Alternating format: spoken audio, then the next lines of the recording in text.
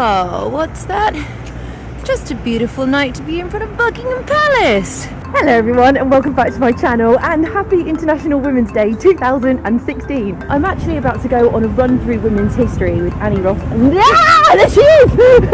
With Annie and her team of amazing people. And hopefully we're going to stop off at various locations around London on a run tonight and learn something about an amazing woman in each of those places. So yeah, come along and join us. And we are kicking things off with Queen Victoria. Queen Victoria is our woman that's representing the UK, and that's why we're here under her statue. Hello, don't mind me everybody. That is Justine, and she sorted the history side of the run. However, as London was dark, rainy and very noisy, I just thought I'd pop up to help along with the video every now and then. So, sorry, Justine, back to you. So, Queen Victoria's empire covers 4.2 million square miles, which spans 6 continents, controlling some of the world's largest countries. She ruled over 450 million people during her reign. Huge. Not quite gone. So, Queen Victoria, she ruled for 63 years, and she was our longest reigning monarch until the current Queen Elizabeth beat her to it at 64 years. But she massively contributed towards both social and political reform in the United Kingdom and the British Empire. In 1838, she supported an Act of Parliament which abolished slavery throughout the British Empire. She supported the Third Reform Act in 1884, which granted the right to vote for all male households and all male men, British men, and not just the ones that were in the hierarchies of society. That's our first one, that's the UK, that's Victoria.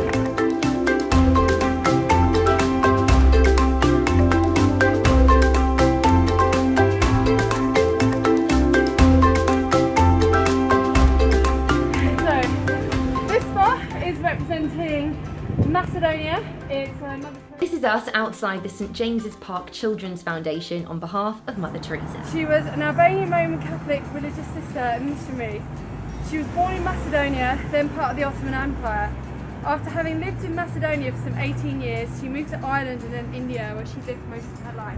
Mother Teresa founded the Missionaries of Charity, which in 2012 consisted of over 4,500 sisters, and they were active in 133 countries. They run hospices and homes for people with HIV, AIDS, leprosy, tuberculosis, along with soup kitchens, mobile dispensaries and clinics. The quote by her that I thought was quite nice.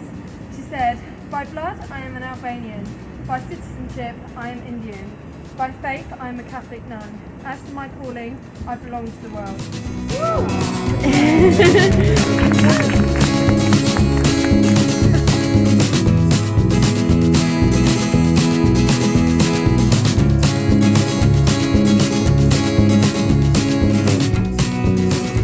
We are here, this is Maddie Curie. It's actually one of my favourite ones out of the whole tonight. She was a physicist and chemist who conducted pioneering research on radioactivity. She was the first woman to win the Nobel Prize, and the first person and only woman to have won it twice, and the only person to win it in 2 different sciences. She was also part of the Curie legacy, so not only did her and her husband get Nobel Prizes, but so did many of her children. The reason we're outside the Royal Institution is because in June 1903, Marie Curie and her husband Pierre were both invited to the Royal Institution to do a talk on radioactivity. However, because she was a woman, she wasn't allowed to speak, so Pierre did the whole talk alone. Her achievements included the development of the theory of radioactivity, a term that she actually coined, and the discovery of 2 elements, polonium and radium. She also developed the very first military field radiological centres during World War I, and it's thought that over 1 million wounded soldiers were treated in those X-ray units. She died in 1934, aged 66, at a sanatorium in France due to aplastic anemia brought on by exposure to radiation from all of her lifetime of work.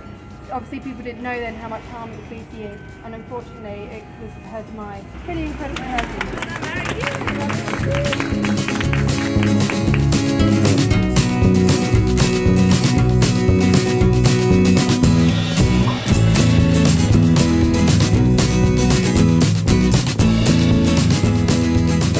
Here we all are outside the Kenyan embassy on behalf of Wangari Maathai.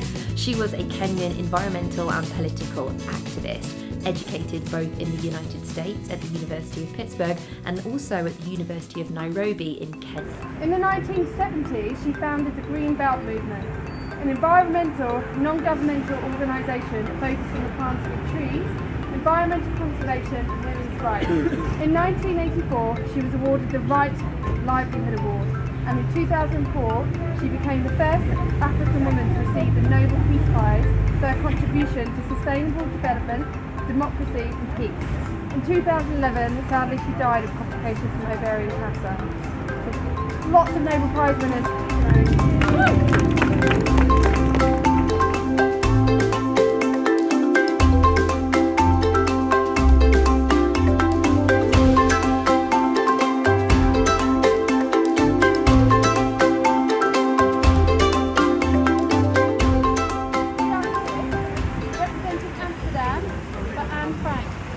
This was our last stop for the evening, just outside the British Library, where a tree was planted on the 12th of June 1998 to remember both Anne Frank and all children that were killed during war and conflict throughout the century. It's utterly impossible for me to build my life on a foundation of chaos, suffering and death. I see the world being slowly transformed into a wilderness. I hear the approaching thunder that one day will destroy us too. In the meantime, I must hold on to my ideals. Perhaps the day will come when I'll be able to realise them. And that was Anne Frank's diary, 15th of July 1944. Anne Frank's diary has given us an insight into what life was like during the Nazi occupation, one of the darkest periods of the 20th century. But it also reminds us that we should always speak up against war and also against the persecution of innocent people. That diary entry Anne Frank wrote when she was just 14. So, Anne Frank was the last lady on our Women's Run Through History tour tonight, and now we're going to the pub. Hope you enjoyed that, hope you learned something, and I'll see you soon. Subscribe for more. Bye. Happy International Women's Day. Woo! And goodbye from me. Just to remind you that all of Annie and Justine's links are down below if you want to see what they're up to on social media. They're both awesome ladies, and I will see you next time. Bye!